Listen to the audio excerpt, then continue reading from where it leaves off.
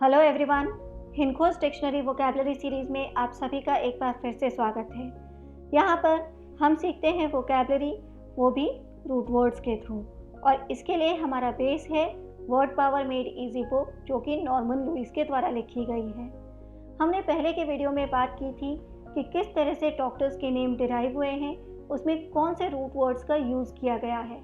आज how to talk about doctors का last part है। इसमें हम जानेंगे कुछ और डॉक्टर्स के नेम कि किस तरह से उनके रूट वर्ड्स हैं, उन रूट वर्ड से और कौन कौन से वर्ड्स बनेंगे। पर आज का वीडियो शुरू करें इससे पहले अगर आपने हमारे चैनल को सब्सक्राइब नहीं किया है तो अभी कीजिए। बेल आइकन को प्रेस करना मत भूलिएगा, क्योंकि तभी आपको हमारे अपकमिंग वीडियोस के नोटिफिकेशन इमीडिएटली मिलेंगे। तो चलिए आज का वीडियो हम शुरू करते हैं और जानते हैं कि आज हमारा पहला डॉक्टर कौन है। आज हम सबसे पहले बात करने वाले हैं न्यूरोलॉजिस्ट की। थोड़ा सा दिमाग की बात करते हैं। जब हम दिमाग की बात करते हैं तो हमारे सामने दो डॉक्टर्स के नेम्स आते हैं, न्यूरोलॉजिस्ट और साइकेट्रिस्ट। पर ये दोनों ही बिल्कुल अलग अलग डॉक्टर्स हैं। हम इनके बारे में लास्ट के स्लाइड्स में बात करेंगे वीडियो के एंड में। अभी हम फोकस करते हैं न्यूरोलॉजिस्ट के ऊपर। न्यूरोलॉजिस्ट के बारे में जाने उससे पहले हम देखते हैं न्यूरोलॉजी किसे बोलते हैं। इसमें रूट वर्ड जो है वो है न्यूरॉन। न्यूरॉन जिसका मीनिंग होता है नर्व, और ये एक ग्रीक रूट वर्ड है। लोगोस, आप इसका मीनिंग जानते ही हैं, साइंस। तो न्यूरोलॉजी क्या हुआ? The branch of medicine concerned with the study and treatment of disorders of the nervous system। Nervous system में क्या क्या आता है? Brain, spinal cord and nerves. तो इसमें अगर कोई भी डिसऑर्डर हो, कोई भी प्रॉब्लम हो, तो उसकी स्टडी को बोलते हैं न्यूरोलॉजी। और जो इसकी स्टडी करता है उसको हम बोलते हैं न्यूरोलॉजिस्ट। इसमें इस्ट सफिक्स लगा हुआ है जो कि एक पर्सन को डिनोट करता है। A doctor who specializes in neurology is called a neurologist। That means कि अगर आपको ब्रेन, स्पाइनल कॉर्ड या नर्व से रिलेटेड कोई भी प्रॉब्लम है तो आप किसके पास जाएंगे? आप जाएंगे न्यूरोलॉजिस्ट के पास। ठीक है। और न्यूरोलॉजिकल इसका एडजेक्टिव फॉर्म है। मूव करते हैं न्यूरॉन रूट वर्ड पर। Neuron root word Greek root word है और इसका मीनिंग हुआ नर्व। इससे बनने वाले कौन कौन से वर्ड्स हैं? न्यूरोलॉजिया, न्यूराइटिस, न्यूरोसिस और न्यूरोटिक। अब हम इनको डिटेल में जानते हैं। सबसे पहले हम देखते हैं न्यूरोलॉजिया को।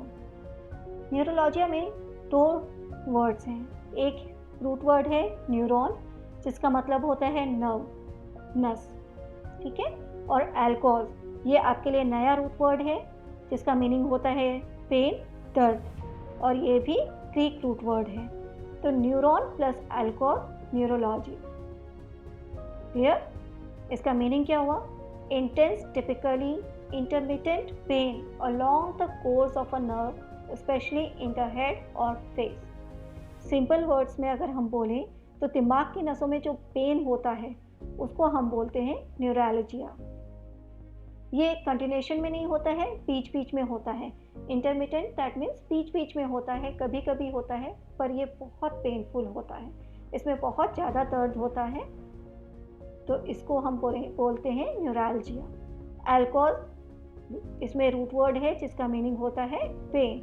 अगर किसी भी वर्ड के पीछे अल्कोहल रूट वर्ड लगा है दैट मीन्स कि वो किसी पेन से रिलेटेड है। मूव करते हैं नेक्स्ट वर्ड की तरफ, जो है न्यूराइटिस। न्यूराइटिस में दो वर्ड्स हैं। पहला रूट वर्ड है न्यूरॉन और आइटिस सफिक्स है। इसका मीनिंग क्या होता है आइटिस सफिक्स का? ये एक तरह की डिजीज़ होती है, specially one marked by inflammation. Inflammation को और क्या बोल सकते हैं आप? स्वेलिंग, सूजन। ठीक है। तो आइटिस का मीनिंग हुआ एक तरह से डिजीज है, स्वेलिंग, सूजन। और न्यूराइटिस का मीनिंग क्या हो गया? नसों की सूजन। नसों में जो सूजन आ जाती है जिसकी वजह से बहुत प्रॉब्लम होती है, कभी कभी काम करना भी बंद कर देती है वो पार्ट, तो उसको हम बोलते हैं neuritis. inflammation of a peripheral nerve or nerves, usually causing pain and loss of function. तो उसे बोला जाता है न्यूराइटिस. आइटिस सफिक्स है यहाँ पर. अब हम मूव करते हैं अपने नेक्स्ट वर्ड की तरफ, जो है न्यूरोसिस. न्यूरोसिस में आप देखें तो न्यूरॉन अगेन रूट वर्ड है, ग्रीक रूट वर्ड है, जिसका मीनिंग हुआ नर्व. और ऑयसिस सफिक्स है. ये किसको डिनोट करता है? एबनॉर्मल और डिसीज कंडीशन. कहीं पर भी कुछ भी चीज़ जो प्रॉपर नहीं है उसके लिए हम ऑयसिस का यूज़ करेंगे, सफिक्स का यूज़ करेंगे. ये मेडिकल टर्म है, तो उसको बोलते हैं न्यूरोसिस. तो इसका मीनिंग हम क्या निकालेंगे कि a relatively mild mental illness. क्या हुआ? ये एक तरह की मेंटल इलनेस है, मानसिक बीमारी है. ठीक है, मेंटल इलनेस है that is not caused by organic disease. अब ये एक और चीज़ के लिए डिनोट होता है. न्यूरोसिस जो वर्ड है ये इलनेस के लिए तो यूज़ होता ही है, उसके अलावा एक और जगह पर इसका यूज़ होता है कि it is also described as an illness characterized by excessive use of energy for unproductive purposes, so that personality development is hindered or stopped. कि कुछ लोग होते हैं जो अपनी एनर्जी किसी ऐसे काम में लगा देते हैं जिसका कोई यूज़ ही नहीं है, और उसकी वजह से उनकी पर्सनालिटी का डेवलपमेंट रुक जाता है. तो उसके लिए भी हम न्यूरोसिस वर्ड का यूज़ करते हैं. जैसे a man who spends most of his time worrying about his health, counting his money, plotting revenge or washing hands. तो ये सब एक तरह से न्यूरोसिस के लक्षण हैं, एबनॉर्मल बिहेवियर है, और ये सभी एक्टिविटी किसी पर्सन के पर्सनालिटी को डेवलप नहीं होने देती, उसको रोक देती है. तो इसके लिए भी हम न्यूरोसिस वर्ड का यूज़ करते हैं. न्यूरोटिक कौन हुआ? ये एक एडजेक्टिव भी है और एक नाउन भी है. Neurotic is used for a person suffering from neurosis. जो न्यूरोसिस की बीमारी से सफ़र कर रहा है, ऐसे पर्सन को हम बोलेंगे न्यूरोटिक. आई होप ये आपको क्लियर हो गया होगा. अब हम मूव करते हैं अपने नेक्स्ट डॉक्टर की तरफ, जो है साइकाट्रिस्ट. साइकाट्रिस्ट में साइकी रूट वर्ड है. अगेन ये एक ग्रीक रूट वर्ड है और जिसका मीनिंग होता है स्पिरिट, सोल और माइंड. आइटेरिया मेडिकल हीलिंग के लिए यूज़ होता है, और east again used for a person. जो तो इसका मीनिंग क्या हुआ? A mind healer.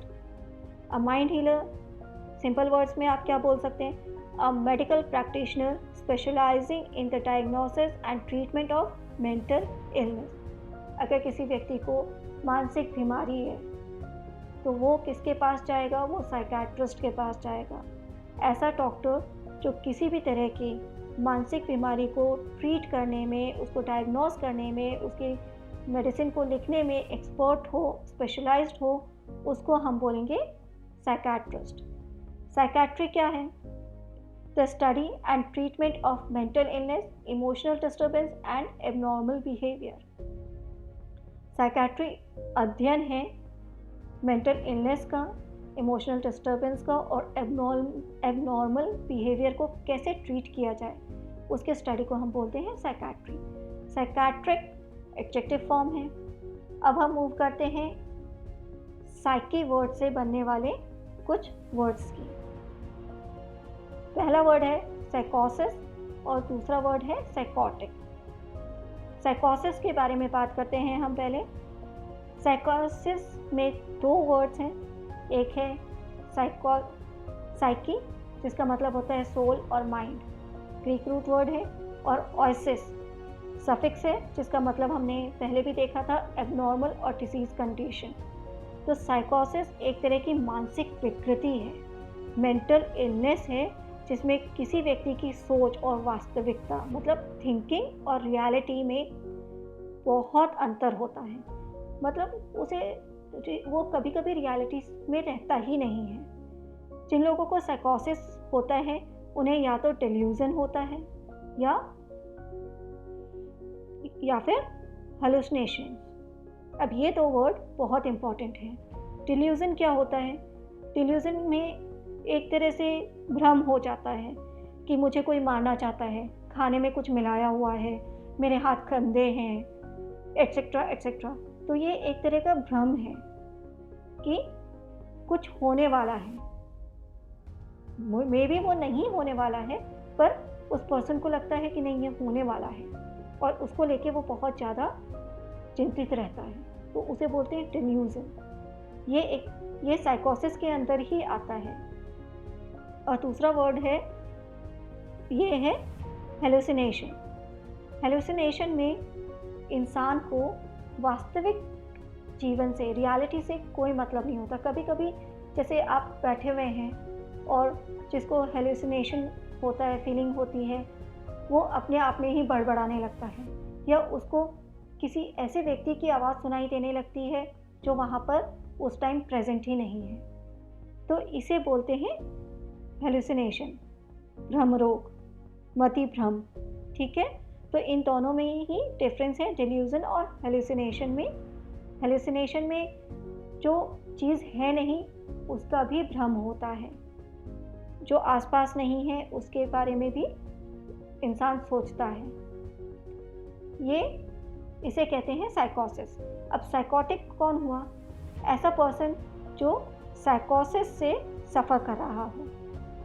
ऐसे पर्सन जिसे बीमारी हो साइकोसिस की, उसे हम बोलेंगे साइकोटिक। अब हम बात करते हैं कि न्यूरोलॉजिस्ट और साइकेट्रिस्ट के बीच में क्या डिफरेंस है, क्योंकि बहुत लोग कंफ्यूज होते हैं कि भाई मानसिक बीमारी है या दिमाग के लिए आप किसके पास जाएंगे? साइकेट्रिस्ट के पास जाएंगे। पर ऐसा होता नहीं है। अगर आपके दिमाग की नसों में कुछ प्रॉब्लम है, स्पाइनल कॉर्ड में प्रॉब्लम है, तो आप न्यूरोलॉजिस्ट के पास जाएंगे। हम इनको देखते हैं कि आखिर इनमें डिफरेंस क्या है।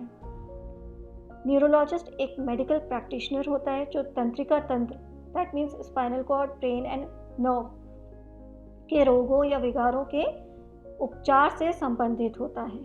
ठीक है, और न्यूरोलॉजिस्ट स्लीप डिसऑर्डर, मिर्गी, अगर आपके दिमाग में, मस्तिष्क में कोई चोट आ गई है, माइग्रेन या रीढ़ की हड्डी में ट्यूमर है, ये सभी जो प्रॉब्लम्स हैं, इन सबको कौन ट्रीट करेगा? इन सबको न्यूरोलॉजिस्ट ट्रीट करेगा।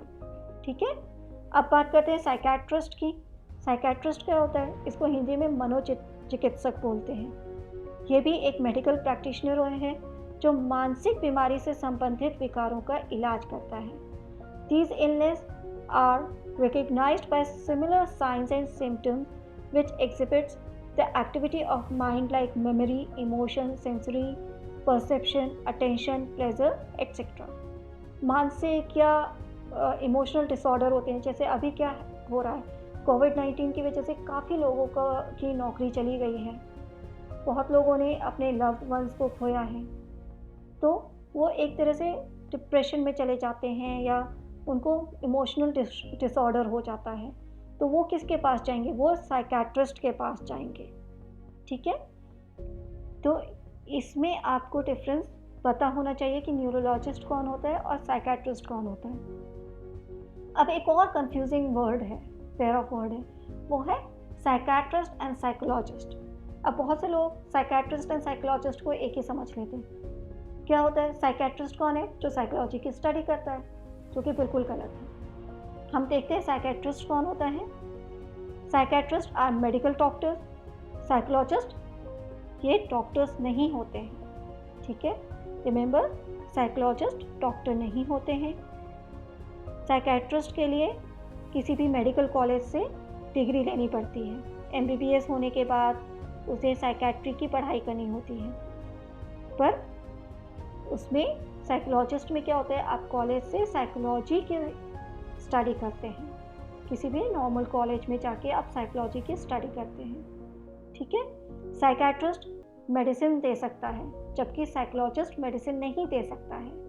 फिर psychiatrist diagnosis, illness manage treatments and provide a range of therapies for complex and serious mental illness, जबकि साइकोलॉजिस्ट क्या करता है? Focus on providing psychotherapy that means बात करके, टू हेल्प पेशेंट्स। इसको आप कैसे समझ सकते हैं? ये जो साइकोलॉजिस्ट होते हैं वो लोगों को अलग अलग काउंसल करते हैं, ठीक है, काउंसलिंग करते हैं और लोगों से बात करते हैं, उनकी स्थिति को समझते हैं और उसके अकॉर्डिंग उन्हें क्या करना है ये बताते हैं। जैसे एप्टीट्यूड टेस्ट होता है, कॉग्निटिव बिहेवियर एनालिसिस एक्सेट्रा जो होते हैं, ये उसके थ्रू ट्रीटमेंट करते हैं। तो ये वैसे डॉक्टर्स नहीं होते हैं, अगर इन्हें लगता है कि दिमाग में ज़्यादा प्रॉब्लम है, मेंटल इलनेस बहुत सीरियस है, तो वो आपको साइकियाट्रिस्ट के पास रेफ़र करते हैं। ओके, आई होप आपको साइकियाट्रिस्ट एंड साइकोलॉजिस्ट के बीच का डिफरेंस समझ में आ गया होगा।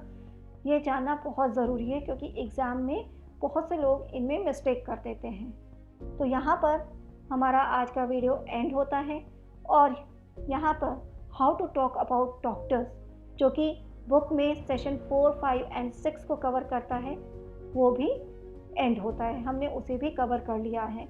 हम नेक्स्ट वीडियो में एक नया टॉपिक स्टार्ट करेंगे।